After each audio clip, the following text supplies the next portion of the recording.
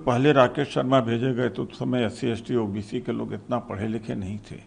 इस बार मुझे लगता है बारी थी, किसी बैकवर्ड को, किसी दलित को भेजना चाहिए था। कोई एक परीक्षा तो देके गए नहीं।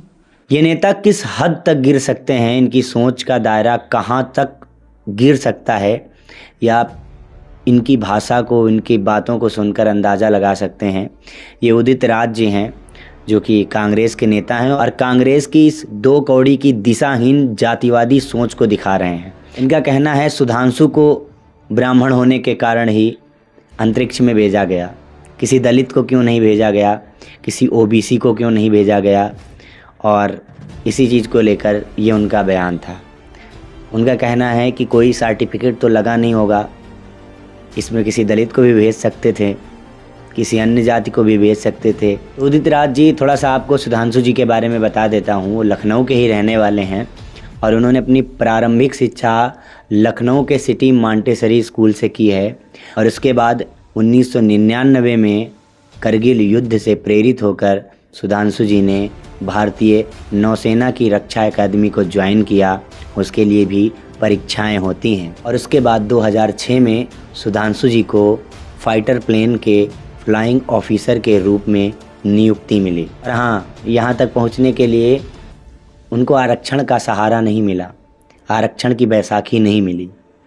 उनको अपने दम पे ये करना था और उन्होंने अपने दम पर ही ये किया।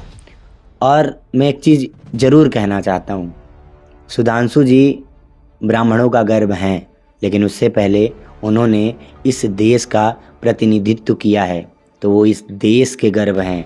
इसे किसी जाति से, किसी वर्ग से मिलाकर नहीं देखना चाहिए। हमारे इसी देश में लोग अब्दुल कलाम जी को भी आइडल मानते हैं।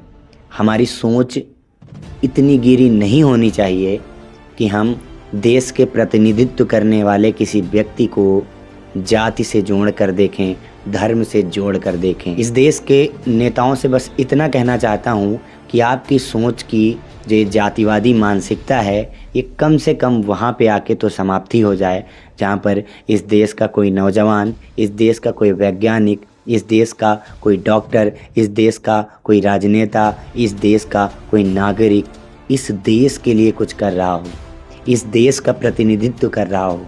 वहाँ पर आपको अपनी जातिवादी, आपको अपनी गंदी दो कौड़ी की मानसिकता दिखाने की ज़रूरत नहीं है, क्योंकि इस देश में सब आप जैसे मूर्ख नहीं हैं। आपको क्या लगता है कि देश के किसी भी नागरिक को जब देश का किसी भी क्षेत्र में प्रतिनिधित्व करने का मौका मिले तो क्या उसकी जाति, उसका धर्म देखना चाहिए?